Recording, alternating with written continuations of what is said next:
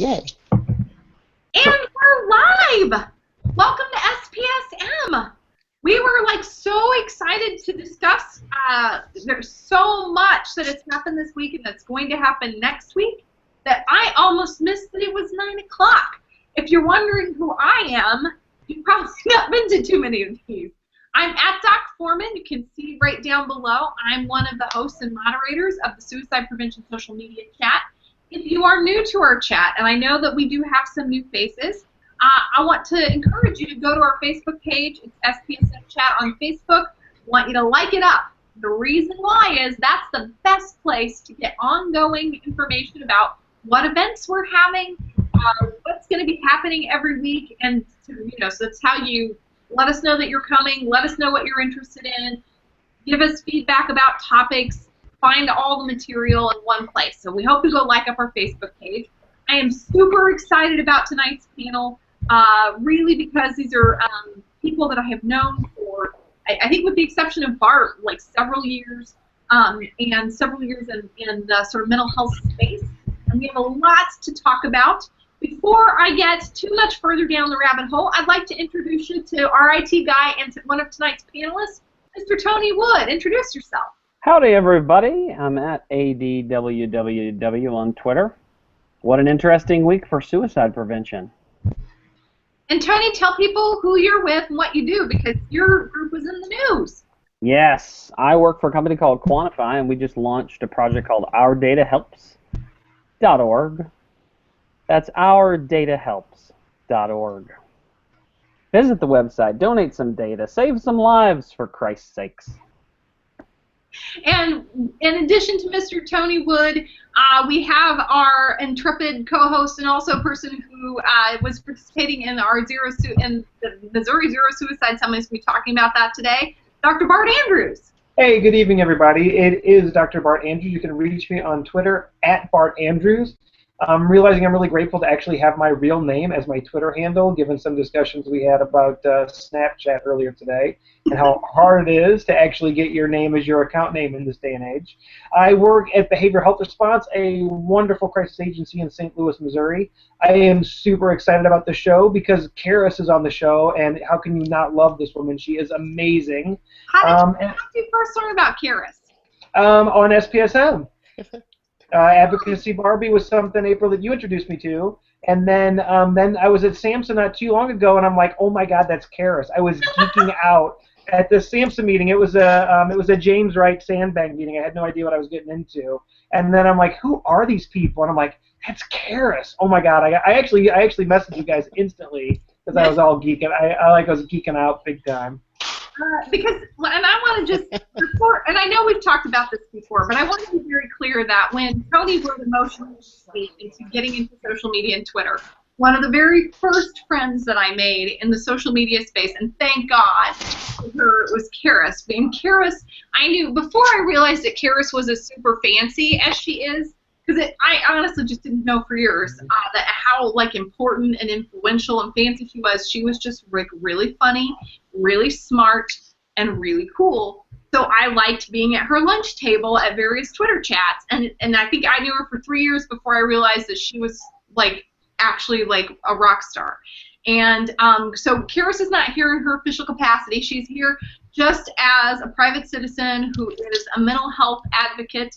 And I'm so privileged to be speaking with her at a conference this week, which she's going to be talking about. And Karis also has brought someone else famous. So Karis, why don't you introduce yourself?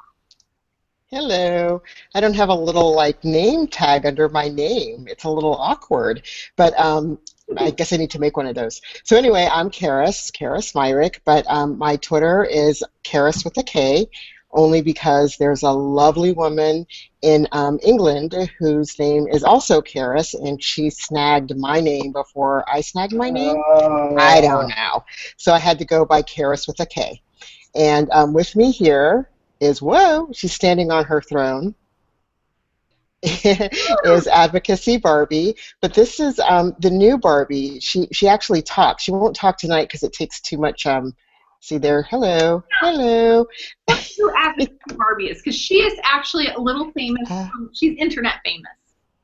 Yeah, so Advocacy Barbie, she is about, well, I've had her for about maybe 14 years or so, and I took her with me on a trip to Greece for the World Federation Mental Health Congress because I really don't like my picture taken, so I needed an avatar. Mhm. Somebody who kind of sort of looked like me, kind of sort of, but not really. So she was in all the pictures with all of these world-renowned peer, family, provider advocates from across like the entire world. And I have a whole album of pictures of her with all of these really cool people. So from that day forth, she has stayed with me, and every time I meet somebody cool like April or Bart or Tony, she gets her picture taken with them, and then I post them or put them in an album. I'll have a coffee table book soon. It'll be out on the market soon. Like Yeah. that is like super cool, and I'm learning to use Snapchat this week. I keep trying. I'm not quite young enough, and so you can like swap faces. And Advocacy Barbie, a picture that the Barbie and I had taken together. Like I had the option of Barbie face swapping with Advocacy Barbie, and then I was not sure. I was not sure if I was going to have a Ted Danson moment doing that, so I sort of opted to not post it. But I wanted to know that Advocacy Barbie and I were having snaps. You can always put your head on her body. My brother used to do this trick when I was a kid. I had these black Barbies and white Barbies, and he used to try to trick me by putting the white head on the black body or the white arm on the black. It was all like, we're into the multicultural thing. It's all good. I think that, but there was sort of this moment where I was like, I'm gonna have to run this by my social media savvy folks before I hit send. That was sort of my I had I will tell you, and this is going out to Amelia, who has been running the SPSM Snapchat account. It's at SPSM Snaps, where I have many friends of many different backgrounds and pictures on my phone. And then I was doing face swapping, and then I went, ooh, I don't know how that will go over. And that was one of my areas where I was going to be consulting this week, actually. So, but that's for another show. So, a lot of stuff happened this week, and more stuff is going to happen next week. So, I'm going to start in with Bart, because Bart and by the way, multiple SPSMers are involved. Like, some ungodly amount of us were on the road. So, Bart, go ahead and tell us a little bit about what happened in Missouri this week. So really excited, Missouri hosted its first on-site Zero Suicide Academy. And so we had the folks from SPRC, including the amazing Sarah Burns, an SPSM-er of significant repute, Ursula Whiteside, who was present, Becky Stoll, Verna Little, were all on site as faculty at the academy. And it was really cool because the Missouri Coalition of Community Health Centers, we presented before the board of directors of that agency last fall on Zero Suicide. And at that presentation, we wowed them, and they just jumped on board. So we're going to be doing 2 Zero Suicide Academies. We just did the first one. We'll do another one next year. And we're looking at finding a way to fund support for this on an ongoing basis. So major props to the Missouri Coalition of Community Behavioral Health Centers, because they have been awesome. Christine Patterson has been a big mover and shaker in this process. And so we did a 2-day Zero Suicide Academy. For those of you who've never been, you need to go because it's amazing. And you walk folks through what they need to do to start implementing Zero Suicide at their agency. And it's a really intense process because some folks come in thinking they know nothing about suicide prevention, and that's a little bit easier. Other folks, particularly behavioral health folks, come in thinking they know a lot, and they do. But then you kind of start talking about a lot of the different things that we know, the science and good continuous quality improvement and focus on suicide specifically. And you can tell that it hits people a little bit, right? Because behavioral health experts don't like feeling like they're not experts at something. And so it was on that Tuesday afternoon, day one, and you could tell there's a little bite there. But it was so impressive when they came in on Wednesday morning. They were just so on board. And one of the cool things we get to do is in the afternoon, Sarah Burns led them through what are their 3 months goals, their 3-month Zero Suicide goals. And to hear this groups, there were 16 different teams there for, to hear this group's their goals for the next 3 weeks was absolutely amazing. Is it okay So to hear some of those, or are those considered sort of private? I mean, you can talk about it in general, but people were talking about, for instance, reviewing they didn't have they didn't have policies for a lot of things that we talked about. So we're going to get this policy in place. We're going to review this. We're going to start tracking that. It was really, really quite incredible. And so one of the things that was going on is having a very specific focus on. So everybody says they're screening for suicide. Everybody has, yeah, we screen for suicide, but most folks don't have a very detailed policy about when they screen. How often do you screen? Do you screen at intake? Do you screen every time you have contact with people? So a lot of agencies were like, okay, we need, and Zero Suicide does not say you need to screen folks at every contact. It just says you should have an intentional and thorough plan about how you go about screening.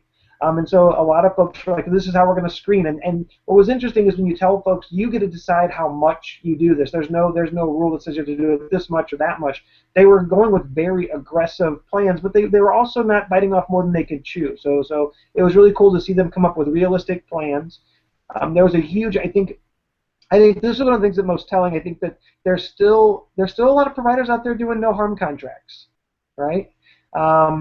Yeah, and it isn't just, it's everywhere. I think that I will say, in our intake folder in graduate school, where licensed people were training me how to practice, there was a bunch of Xerox no harm contracts in the folder. I mean, well, and there was a lot of debate. What is a no harm contract? Or saying, will this plan keep you safe for this long? Will this work? Is that a no harm contract? No, it's not. But it's saying you're promising to keep yourself safe. That's a no harm contract. There was really good dialogue around that. And so we got to talk about that, and one of the things that I love Zero Suicide, we bring in a lived experience element to every piece that we do, and so that was also very powerful.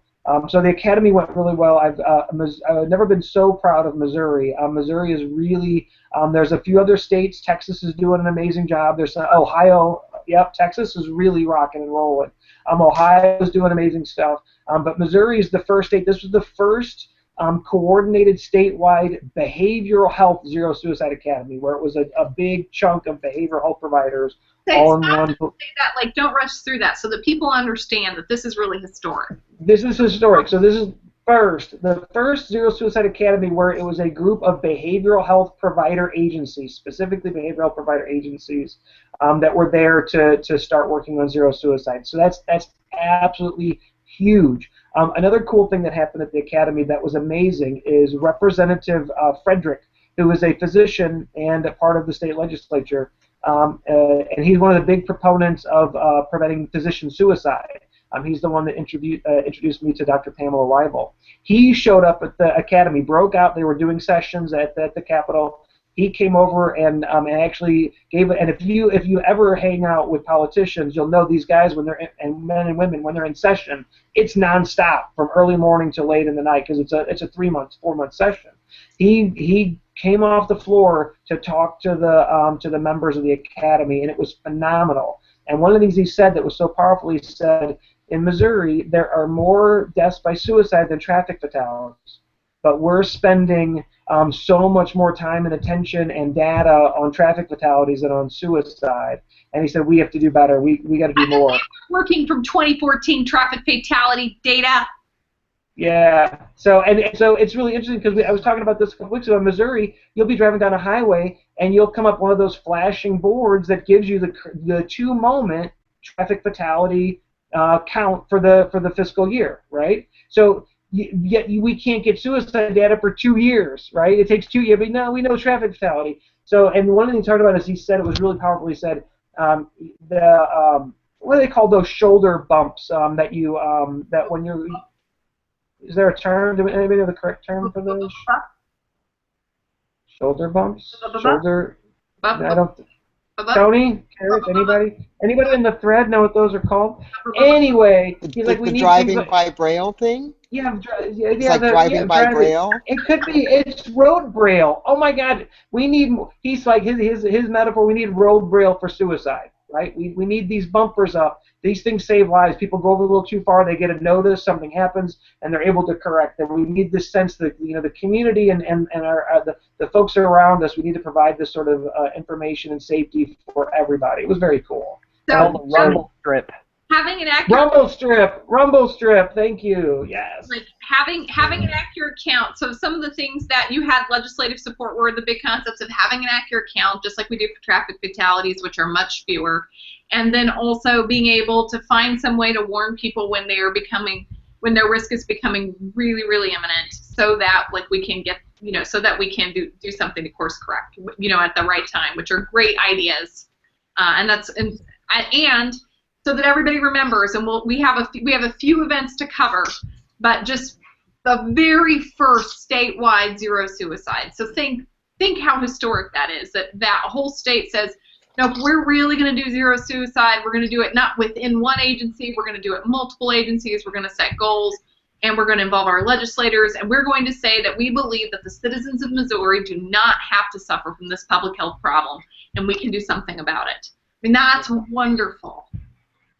Right? It was an amazing experience, and I got inducted, so to speak. I am now formally a member of the National Zero Suicide faculty, which I am honored and humbled by, and pretty excited because it's an amazing group to be a part of. To see that team in action, and you should see Stark. Stark is incredible, but Ursula was amazing, and you guys all know Verna is phenomenal, and Becky Stoll. Verna Little. Verna Little's phenomenal, and Becky Stoll's amazing. I mean, the team it's just really quite cool to be a part of such an amazing team of folks that are so dedicated to suicide prevention. That is awesome news, Bart. I am so super thrilled. There, in other news for this week, while Ursula and Bart and Stark and Verna were all in Missouri making history, I got to be up in D.C. at hashtag VA Brain Trust, which was not necessarily suicide specifically focused, although I got to talk about that. And I'm going to sort of give you sort of the brief rundown of the things that occurred. I was with SPSM alum Glenn Coppersmith, who was there. They also invited Rheingold and some other folks from VA. Rheingold, Jack Benson from Rheingold Media was one of our very first SPSM guests. We were part of what's called, what they like to call outward-facing, an outward-facing innovations exchange, where people from various for-profit organizations, so IBM was there, Bose Allen was there, Amazon was there, NBC Comcast was there. I know I'm forgetting some because there was just sort of all these names, and I got to speak I got to be doing like live streaming, honest God, legitimate social media, like as a media person at the DC Press Club, super cool, and was asked because of my platform to like sort of like how can we talk about mental health more effectively in social media, Dr. Foreman, like also cool, and then I got to speak at the Hamilton, sort of delivering very similar to the TED style talk that I delivered for AAS. It was a little bit different. You can find my slides at my haiku deck, where I talk about sort of getting off the couch and getting, there are not enough couches, but there are enough phones. So the big theme that we were talking about was that our traditional approach to mental health involves the best technology of the 1800s. It's 200 years later, so perhaps instead of just talking about talk therapy, we might talk about additional interventions that we could be doing in mental health that will scale up to the need. So I was really able to talk with folks, a lot about, like we talk on SPSM, sort of the size of the need of intervention, and that we need multiple sort of ways, a more complex system for intervening. I got to speak with Terry O'Neill, producer of Monday Night Football, 16-time Emmy Award winner, which is pretty cool because we were on the stage, and this guy who is apparently super famous, Rocky Blyer, who was a veteran who was Purple Heart recipient, Bronze Star recipient, and 4 Super Bowl rings. And he and I got to hang out for a couple of days, and he signed 2 books for me, which was super cool. And we sort of talked about men's health. Like, I got to talk about man therapy, and specifically about how men's mental health is suffering, that we need to really approach preventative mental health care for men, like, for example, in men's sports, There are a lot of head injuries that boys are sustaining in football practice in high school, that because of the way they practice as children, and even in college and the pros, they don't sustain very many injuries that way, head injuries. But high school specifically does some things that put boys at risk at a really sensitive time, and then it has all these, including, and if you've listened to Eric Hipple, including risk for depression and suicide. And so it was very cool. We got to talk with them. I will tell you, we got to talk about ourdatahelps.org, and that came out in the Mighty this week. And I thought maybe we could get Tony to talk a little bit about that. It was totally huge. But I was wrapping up VA Brain Trust. It was really amazing to talk about innovative pitches for how to use technology and digital sort of mental health care enhancements as a way, of sort of extending our scale and improving our outcomes. I also got to hear Jeff Ling of DARPA screaming with intense passion that mental health needs to be given all the money that it needs to do the R&D we need to do. And in return, we should be held accountable for outcomes. He says if she says she needs $5 million to build that, I don't care, give her $5 million, but she better deliver it, or we need to cut the funding and go on to the next thing. He says mental health is too, yes, that's what he said. Mental health is too important for us to not be innovating with intensity, resources, and speed, which was awesome. And so let's talk about Sarah Schuster, the Mighty, and Quantify. Tony, if you'll pop Sarah Schuster, the Mighty, and Quantify all at the same time? That's going to be a big You can do it. So we're going to try. You can do it, Tony. We rehearsed this. We rehearsed it. We did. The Mighty is a great website for mental health advocacy, and they are like they're one of the cornerstones of great coverage on various mental health issues. They sort of bring out the sort of best in class of process and honest sort of analysis of what's sort of happening with the various projects. They did a great piece on Facebook a couple of weeks ago. Yeah. What? Woo! What'd you say? And the writing is exactly like very social media savvy, so it's written in a way that it is written in a way that is smart and appealing and shareable. Like it really encourages. It's there. I mean, the Mighty is a big influencer when it comes to mental health messaging. But keep going. Yeah, they did a great piece that everybody should see on the new workflow, the new Facebook workflow for suicide prevention. And you definitely, I'll try to drop that into the Twitter chat. But it's a really great article. Quantify was honored by Sarah Schuster, who is their administrator, the main lady at the Mighty.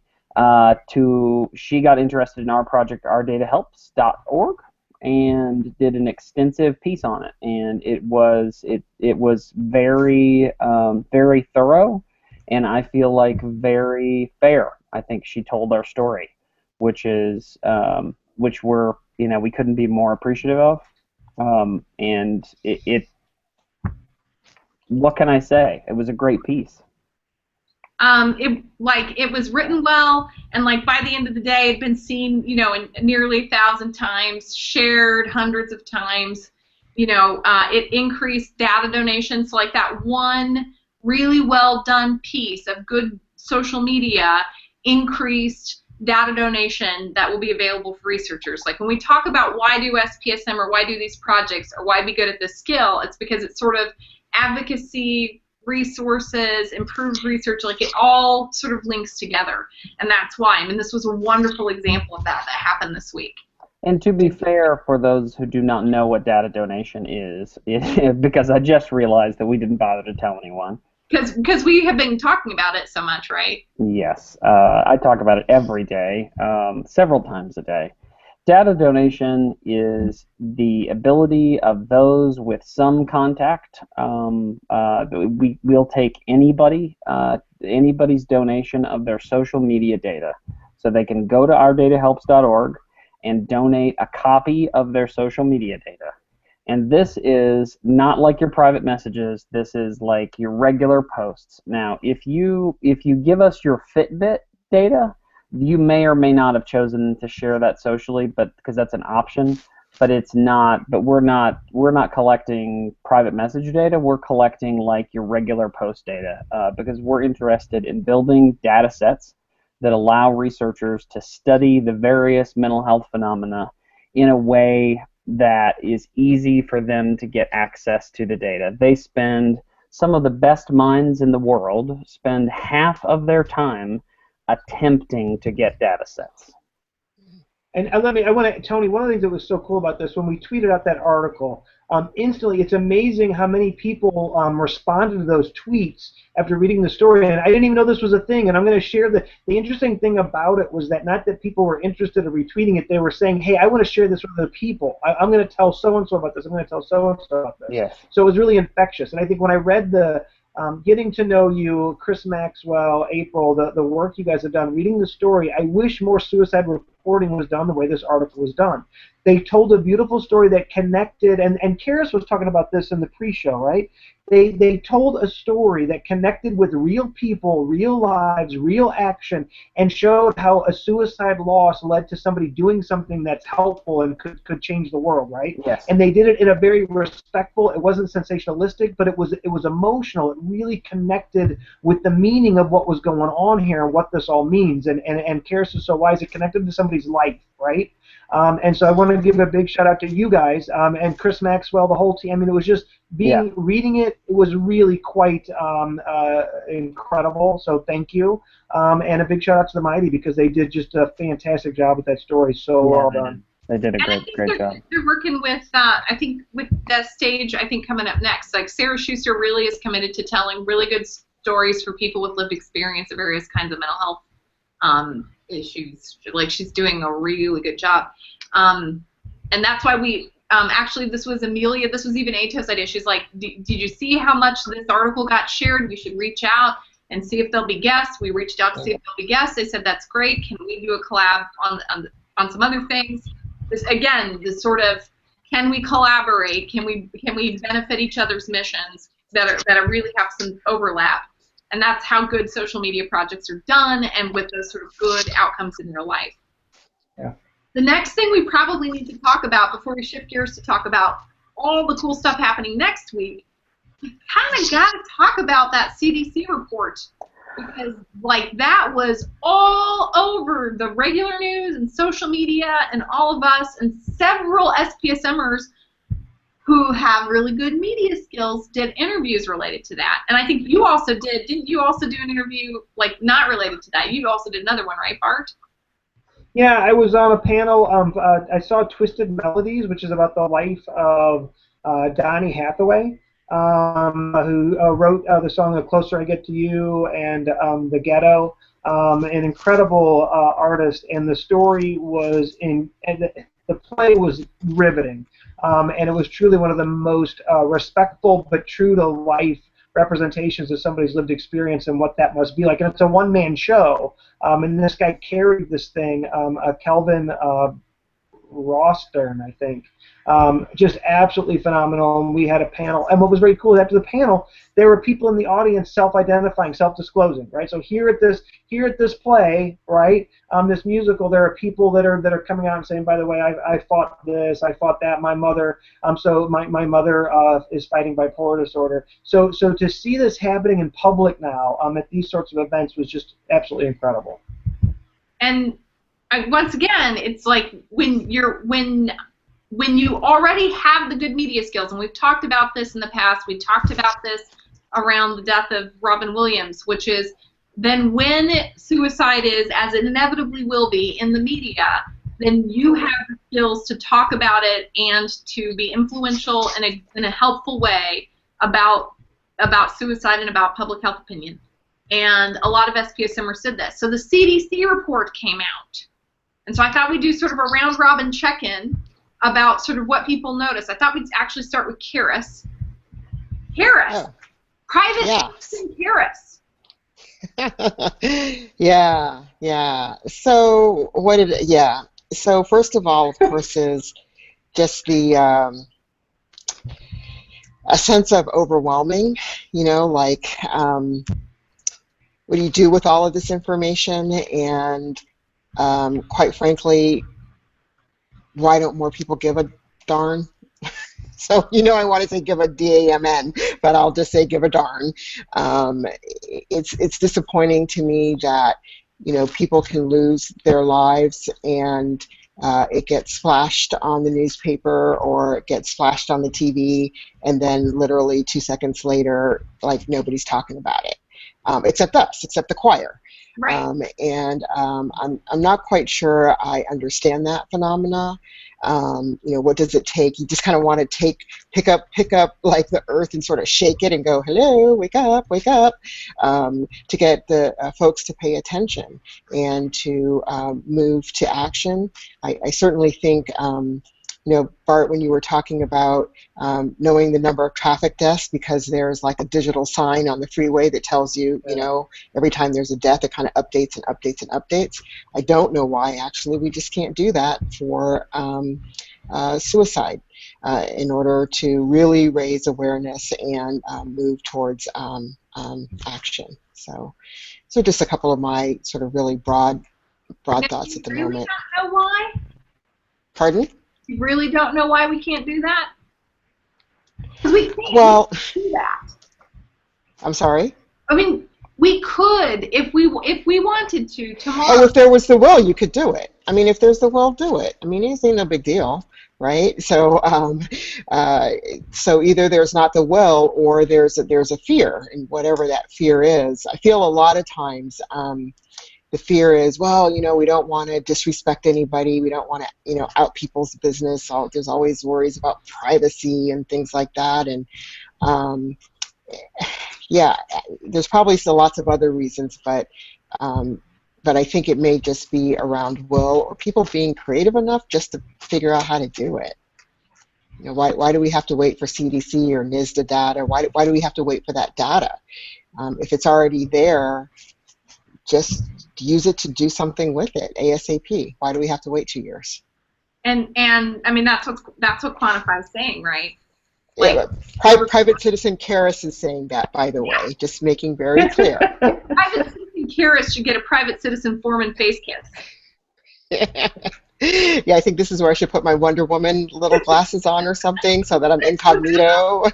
You have them with you? Yeah, I do. Like, and I want to point out that Karis was using playfulness and fun to be effective long before I was saying it. This is how it is, folks.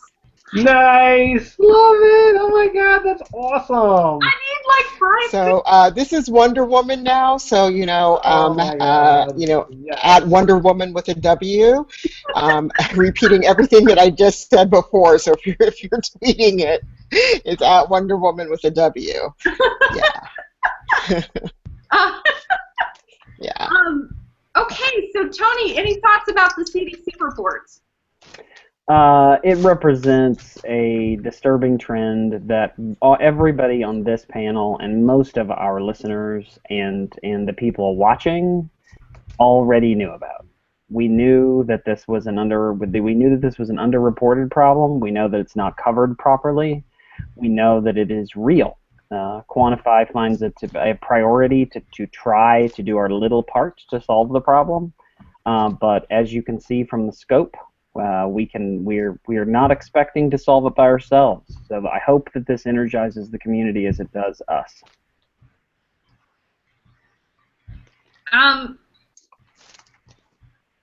Tony, someone literally is taking this moment to say, I've lurked for a long time, but I feel like I want to say hello like now. Like there are some people who are appearing on the chat that are sort of new voices to us. What do you think it is about this sort of moment in sort of the timeline of suicide prevention advocacy that's causing people to comment now? I think when the CDC releases a report with clear numbers that people can understand and a nice chart that has a little line going in the wrong direction, that's what it takes. That's what it takes for the media to get a message to the public, because the media is competing, and suicide prevention is competing with all other manner of news, and we haven't been great at delivering that message to the general public. Bart, follow up. So I've got while Karis and Tony were talking, I got a lot to add, which is probably shocking to everybody out there. Okay, yeah. So I will say that we knew. I mean, I've been watching Missouri data. Several grants I've filled that I've even done by county comparisons and showed that the increase was about 25%. And so to see it, live was like, okay, well, I've been saying this for a while. But I was surprised by the rate increase in women. We've all been talking on this show and at other places, at other conferences, and AAS. The huge emphasis was on men 45 to 64. This is the group we're losing, which we are. I don't want to take away from the focus that we need to give in this group, but to see the rate increase in women, 63%. Increase in women was really. I was not prepared for that. I was surprised for that. I didn't know that was coming. So I thought that was coming. What? I have to tell you, I did know that was coming, and this is why. And I want to talk about sort of the difference in my experience of the numbers versus other people.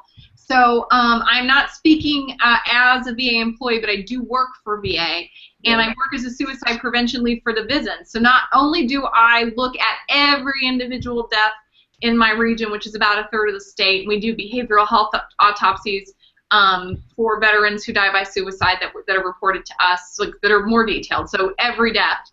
But also then we did a root cause analysis for, and VISN 16 is pretty big, and we do those, like we do very, very thorough and routine reviews. So I knew that, because veteran healthcare is very sort of the canary in the coal mine, as Secretary Bob McDonald likes to say. And so when my numbers are current, like I have, just like we talk about that traffic number, I have an update. I give an update every day. And so I know what the numbers have looked like since 214. And let's all remind everybody that those CDC numbers they end at 214. And so these were trends that I've been watching for a while, but I'm also able to look at daily data, which a lot of people in the United States aren't able to for their population. So they have to just wait, right? Bart, you didn't, you were working off of the last report, which came out with 2012 data. What was the last report?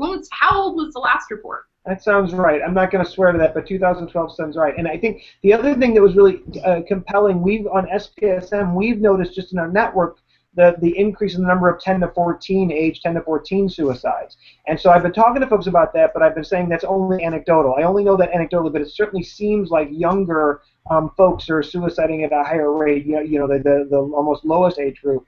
And to see that in the data was quite chilling, and I think we're going to continue to see that that's rising. So as I was pleased with the coverage for the most part. I think that people get very hung up on statistics, and this report's very, as Karis was talking about, it's very sanitary, right? It's very antiseptic, right? There isn't a lot of human connection with the data, and I think that that's something that we need more of.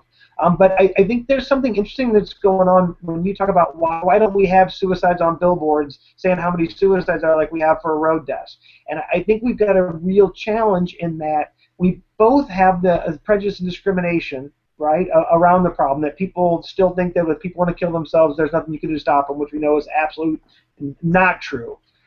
So I think there's a little bit of that, but at the same time, we have been telling this story for years about how we report suicide increases the suicide rate and creates clusters, right?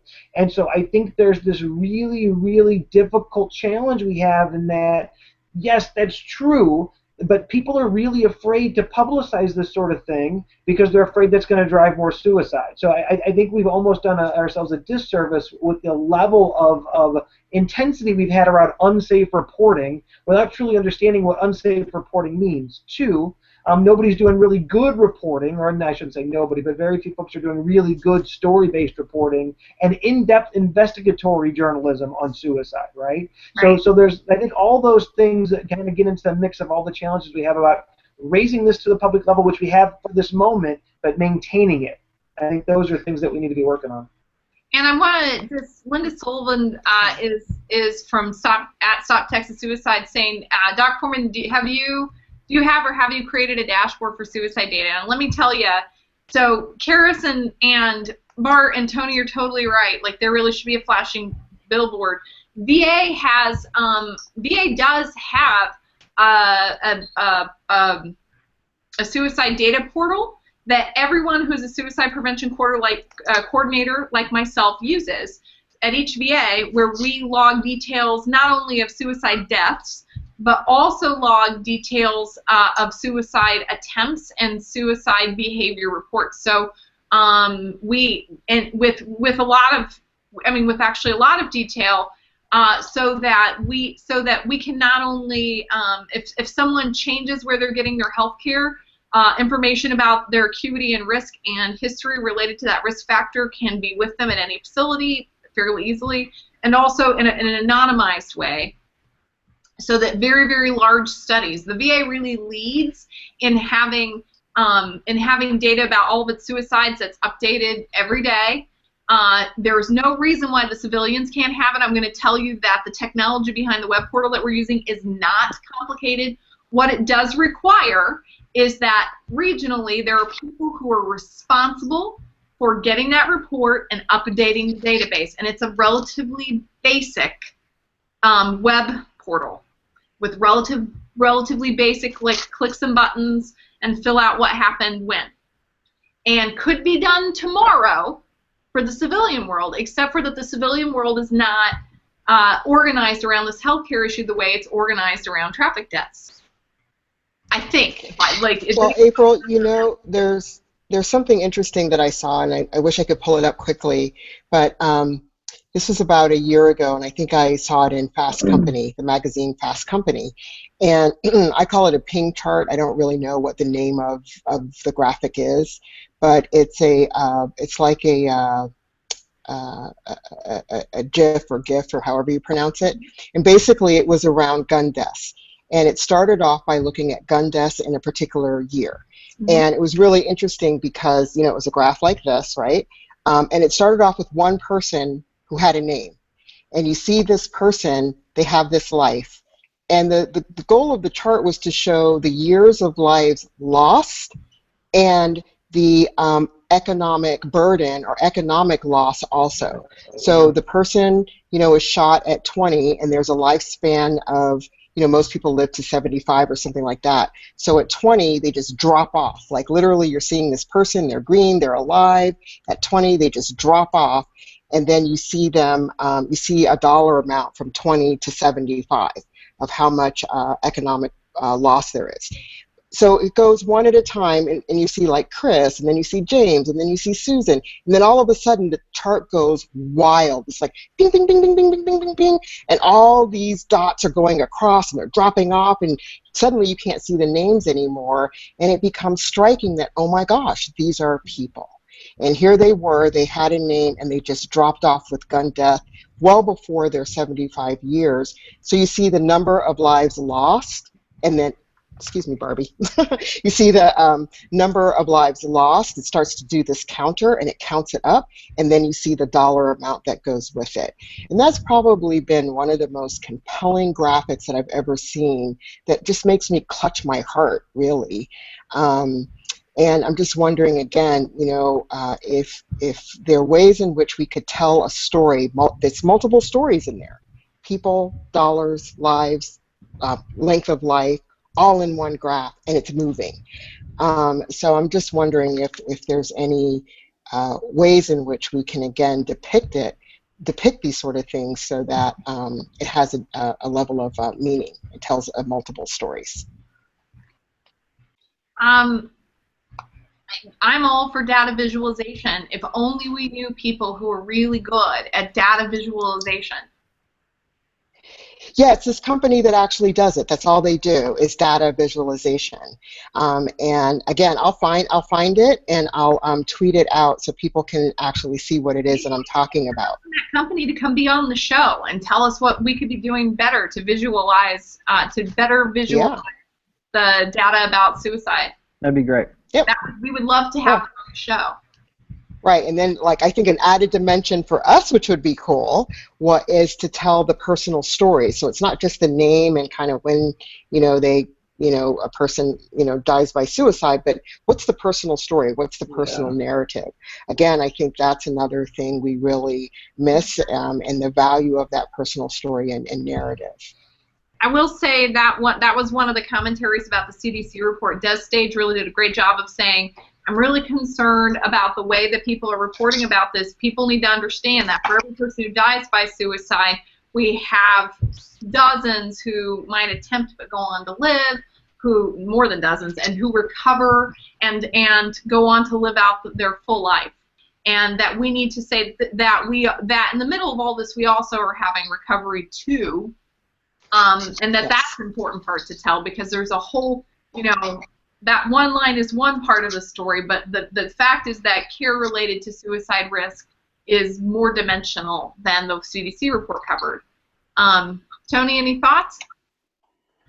Data viz, we talk about it in our meetings at Quantify every week. We talk about how we could do it better. We scour the web for other ideas. We're constantly exploring new ways. We have great people working with us, trying to figure out good ways, respectful ways to visualize this data. It's not an easy nut to crack. You've got these are real people's lives, and and they need to be treated as such. But somehow we have to cross the bridge from the narrative, which is longer, to the visualization that happens really fast, because we need people to pay attention to it. If only you could do media that was multi-layered, so that you could have multiple kinds of messages that were sort of linked to each other, so people could view the message in different ways. Someday, perhaps, if we had a global information network, maybe. Well, let's be honest here. The suicide prevention movement has not been very good about telling the story of suicide and life and how these pieces all connect together. And I'm just gonna say it. When I was in graduate school, one of my mentors taught me, if your data doesn't tell a meaningful story, your data is worth crap. Right? And what we have is a ton of data, and I know, April, we need more data. Yeah. But we need more data, but there's a tremendous amount of research out there, but nobody's telling a very good story with it. None of it's connected very well together. There's a few folks that kind of connect the dots, but nobody is really pushing forward a narrative around the problem. And I think it's fascinating. We think about suicide and isolation, and we need to quit thinking about suicide and isolation, because it's connected to all the other well-being indices, right? Yes. And so another study came out right before this report about how this is the first generation ever behind us who are not expected to live as long as their parents, right? So we're actually seeing for the first time ever a reduction in lifespan. We've been showing in the first world, we've been showing an increase in longevity every year, going back for how many years? I think since the 50s, particularly since the advent of APGAR score, and antibiotics.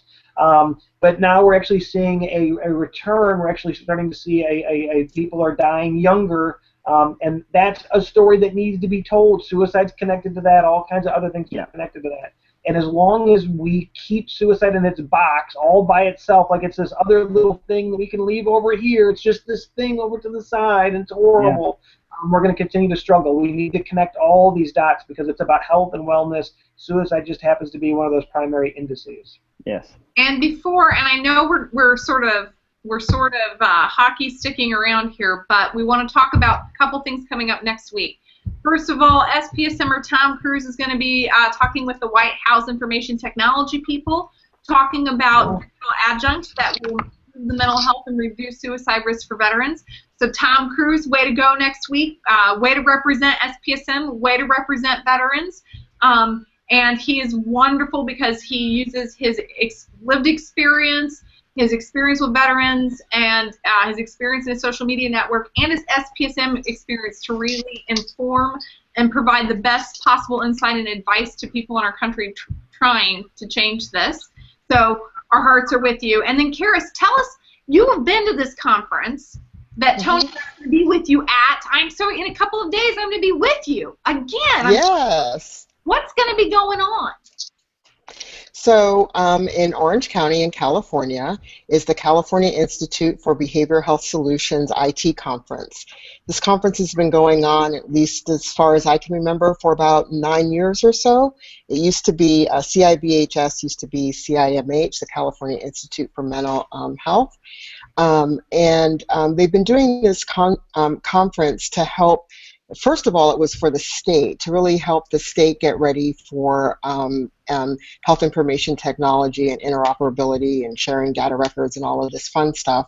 The state required that the Department of Mental Health purchase their IT system. So this was a way for all of the mental health directors and providers to come together to learn about using the technology, as well as technically to shop for the technology.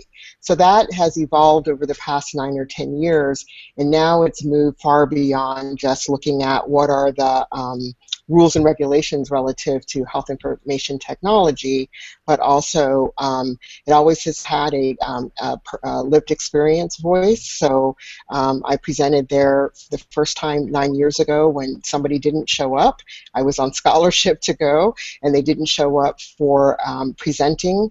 And my friend said, well, you know all about health information technology and electronic health records. I'm like, no, I don't. I don't even know what that is. That's why I'm here to learn. I would like to point out, like, Karis, you are a founder of this sort of the space where SPSM is in suicide prevention. You've been a founder of that in mental health 9 years, which is like forever. Like, I was definitely not even thinking about being on Twitter or having a Facebook account 9 years ago. Well, yeah, I mean, but so what happened was I was like, I don't know what I don't know what you're talking about. What is an electronic health record? How can I go up and talk to people about an electronic health record? So my friend was kind of explaining it to me, and on my wrist I happened to have a USB bracelet that had my electronic health record. I just didn't know that's what it was called. And I said, oh, like this? And I held it up, and he's like, yeah, just go talk about that. So I plugged the sucker in, and I just walk people through how does it work. How do you get on it? How do I control the information that's on there? How do I share it with my doctor? How did I use it when I went to Argentina and got really sick and couldn't talk? So I had to, pass it to the pharmacist, and she plugged it in, and she was able to read through it. It was a bit of a lifesaver. And so it was from that day forth that then they just kind of asked me to continue to work with them on the planning committee. And so what we're going to be doing, and this has been going on even since I moved out here, I continue to stay on the planning committee. So next week, at least April and I are going to be presenting on the use of social media to aid and help people in their recovery. So how cool is that? I'm really excited because I didn't get to present last year. I presented also every year for practically 9 years. So it's a little weird not to present for 1 year. But so I'm excited. I'm excited, April, that you're going to come and probably blow everybody out of the water, because every time we present on using apps and using technology to aid in recovery, social media, using the internet, and it is sort of a freak out moment for people. And I know that might not be pejorative to say freak out, but it's scary for providers because they're like, oh my gosh, they're informed consent. I'm like, why do I got to inform myself that I'm myself going to use the internet? Who am I informing? I don't get it. I mean, like, you do inform consent on the app. Like, the app does tell you things. Well, even if there's not an app, if I just want to look up stuff on the internet, or if I want to share my personal story with someone, people get a little worried about that. And I certainly can understand on one hand, but on the other hand, it's almost like a global sort of, and you don't have any sense in your head to know when or when not to share your story, you poor person with a mental health condition. Oh, and by the way, you have schizophrenia, so I don't even know why you're talking. So you know what I mean? And that's exactly what happened. About risk of not sharing the story, speaking of stigma, so like at what moment do they ever go, well, I wonder if there's risk in not saying anything? Well, it's kind of, you do kind of have to turn things upside down. And I'm like, this is all about appreciative inquiry. Storytelling and talking about what's going well helps people to understand, hey, we should be maybe doing more of that. Or rather than looking at always, well, what's not going well and trying to fix it, you can't fix it if you kind of don't know what's going well. You can't know what's going well if people don't talk about it. So you end up in this really weird circular thing. But you know, over the years, I think the reaction has been quite different. People are at this conference are very, very curious, inquisitive. They want to see how things work. They want to kind of push the envelope, and it's a great platform to do that. So I'm excited to be there. Excited because so I get to talk with Tony and I get to talk with you. So Tony and I get to talk about using apps sort of collaboratively as sort of a digital adjunct, different sort of issues we sort of see related to that. And I have a lot of experience using those with patients, and Tony has a lot of experience hearing me crying for asking for help and insight about using them with patients. And so we're gonna be talking a little bit about like actual, like when people are actually using them, like what makes the difference. Here are some ones that we've tried. Here's sort of what happens and why we think that. Because the truth is there hasn't actually been a lot of research, other than when people sort of launch their app and they do some basic looking at the numbers. There hasn't been actually a lot of research on what makes one sort of setup more effective than the other. So I have sort of some anecdotal evidence and then some stuff that I've tracked based on my own use with people who are trying to recover.